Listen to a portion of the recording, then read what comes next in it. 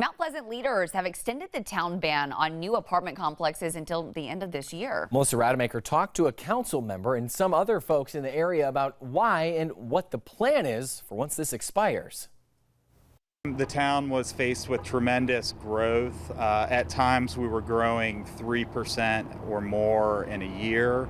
And so I think it was appropriate to pump the brakes and to make sure that our town's comprehensive plan was in place, to make sure that we're embarking on these infrastructure projects. The ban on new apartments has been in place for 7 years and will now expire on December 31st. Councilman Brownstein says the town has road projects underway and by then should have its updated zoning written, so everyone is on the same page. We're doing our first comprehensive zoning code rewrite since 1979 in Mount Pleasant, and that is kind of approaching the finish line. And so the thought is that zoning code rewrite is the final piece of the puzzle.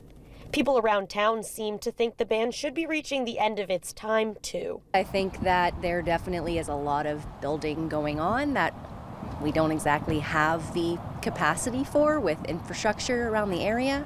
However, I don't know that a ban is really necessary. It seems a little bit extreme. I live in Somerville, but my goal is to move to Mount Pleasant because, as you can see, I love to fish. I don't really have an opinion, but I do want to end up moving up here, so I would love for them to keep building. Brownstein says the town may be pushing its luck with the ban and believes this is the last extension. I think it's important to note that a moratorium in South Carolina can only be used for emergency purposes.